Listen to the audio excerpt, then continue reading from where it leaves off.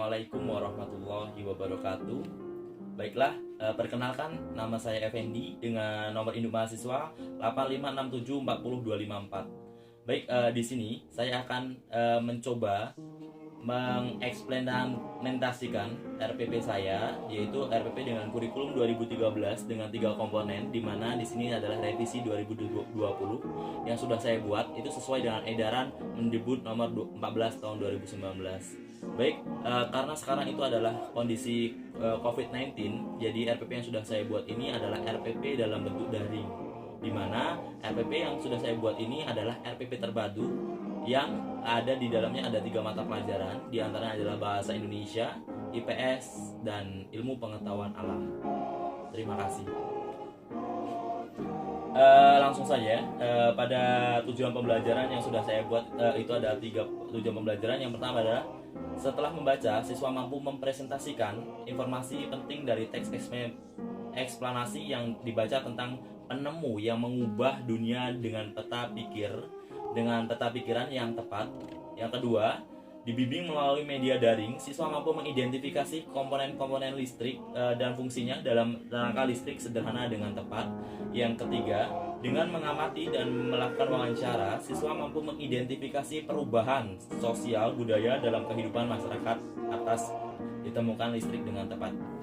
Oke, langsung saja kegiatan pembelajaran yang saya lakukan. Kegiatan pendahuluan yang pertama, saya akan membuka pembelajaran dengan membaca doa dengan melalui grup WhatsApp yang sudah saya buat di sini.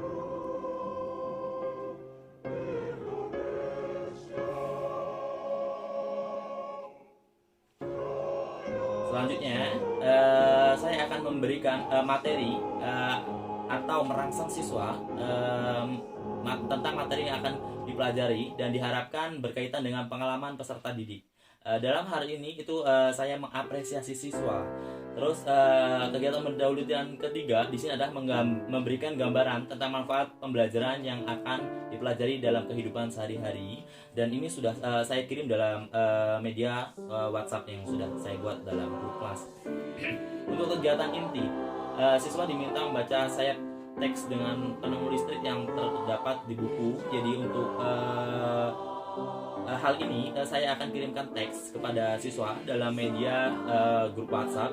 Nah, di sini adalah dalam bentuk critical thinking and problem formulation. Selanjutnya, siswa yang sudah saya kirimkan teks tadi, saya suruh mengamati gambar rangkaian seri pada lampu dan baterai di dalam senter yang terdapat di dalam buku. Dalam buku ini bukunya adalah buku cetak yang sudah saya berikan kepada peserta didik saya. Selanjutnya, menuliskan perjalanan arus listrik dari rangkaian seri berdasarkan hasil pengamatan pada senter, di mana dalam hal ini saya menyuruh siswa untuk menulis rangkaian seri tersebut. Untuk kreatif dan innovation, saya mengharapkan siswa yang sudah saya ajarkan dalam media WhatsApp tersebut itu dia berorientasikan itu adalah kreatif dan innovation, di mana siswa itu mendiskusikan tulisan dan gambar mereka dengan teman dalam kelompok untuk mendapatkan jawaban yang benar. Jadi dalam grup WhatsApp ini itu saya sudah membagikan kelompok mereka, dan lalu saya suruh mereka itu berdiskusi supaya pembelajaran pada hari ini itu bisa tercapai dengan baik atau terlaksana dengan baik. Saya bukan hanya memberikan gambaran saja, namun saya akan memberikan penguat kepada peserta didik saya supaya peserta didik saya itu lebih paham apa yang mereka diskusikan. Selanjutnya, menuliskan alat dan bahan yang diperlukan untuk membuat percobaan rangkaian seri pada pembelajaran ketiga. Nah, ini saya suruh mereka, kelompok dan individu itu melaporkan rangkaian seri pada pembelajaran ketiga nanti. Terus selanjutnya, siswa berdiri alat dan bahan yang diperlukan bersama teman yang dibimbing oleh saya sendiri. Di sini adalah critical thinking and problem solving yang saya akan terapkan kepada siswa dalam media WhatsApp ini. Selanjutnya, setelah siswa berdiskusi, saya akan memberikan pertanyaan, di mana contohnya adalah apa perbedaan kehidupan antara masa sebelum ada listrik dan setelah ada listrik. Itu akan saya kirim dalam grup WhatsApp yang sudah saya buat. Selanjutnya, bagaimana listrik dapat mempengaruhi kehidupan di dunia. Nah, saya rasa Soal-soal yang saya berikan atau yang saya ajukan dalam grup WhatsApp ini adalah soal-soal yang berbentuk her order thinking skill, ya. Selanjutnya setelah saya memberikan pertanyaan kepada siswa, saya menyuruh siswa dalam grup WhatsApp itu siswa berdiskusi lagi dan menanyakan dengan teman dan menuliskannya pada tabel yang sudah saya sediakan di sana. Selanjutnya setelah semuanya sudah terlaksana, saya akan memeriksa hasil mereka berwawancara antara saya dan siswa. Nah, itulah tadi rangkaian kegiatan inti yang akan saya berikan dalam grup WhatsApp yang sudah saya buat, karena ini adalah metode daring. Selanjutnya adalah kegiatan penutup. Nah, saya harapkan proses pembelajaran daring, karena ini adalah sekolah dasar, jadi beliau atau peserta didik itu bekerja sama dengan orang tua. Jadi peran utama dari orang tua itu sangat penting dalam media ini. Jadi siswa bersama orang tua itu menemukan beragam benda elektronik di rumah yang menggunakan listrik dan menuliskan manfaat pada tabel yang tersedia. Jadi tabel nanti akan saya sediakan. Selanjutnya peserta didik itu membuat resume atau creativity dengan bimbingan guru tentang poin-poin penting. Jadi saya akan menyuruh anak itu mengumpulkan resume atau catatan yang penting dalam proses pembelajaran ini. Selanjutnya saya akan meriksa siswa yang selesai.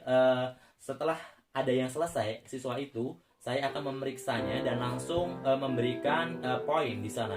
Peserta didik yang selesai mengerjakan tugas atau project atau produk atau portfolio untuk kerja dengan benar akan saya beri hadiah. Contohnya seperti ini. Wah, jawaban kamu bagus sekali, nak. Lanjutkan ya. Besok-besok lagi harus seperti itu. Jangan lupa yang lainnya juga seperti itu. Itu adalah contoh kesimpulan atau bagian penutup yang dalam proses pembelajaran ini. Untuk refleksi dan konfirmasi, refleksi pencapaian siswa atau formative assessment dan refleksi guru untuk mengetahui ketercapaian proses pembelajaran perbaikan siswa. Assessment. Nah, di dalam assessment ini ada beberapa penilaian yang saya lakukan, di mana ada penilaian sikap, penilaian pengetahuan dan keterampilan. Baiklah, terima kasih. Itulah rangkaian dari micro teaching yang saya lakukan, karena di sini adalah metode yang saya gunakan adalah metode daring. Karena untuk mengefisiensikan waktu, saya hanya menggunakan grup WhatsApp. Namun biasanya itu saya tidak menggunakan grup WhatsApp. Ada mungkin rumah belajar, ada mungkin Zoom dan lain sebagainya. Kalau misalkan anak-anak akan mempresentasikan hasilnya, itu biasanya itu saya akan menggunakan Zoom. Baiklah, terima kasih. Itulah yang bisa saya sampaikan. Kurang dalam ini saya mohon maaf, dan saya mohon bimbingan kepada Bapak Bima selaku tutor saya. Saya akhiri, wabillahi taufiq wa hidayah. Wassalamualaikum warahmatullahi wabarakatuh. Terima kasih.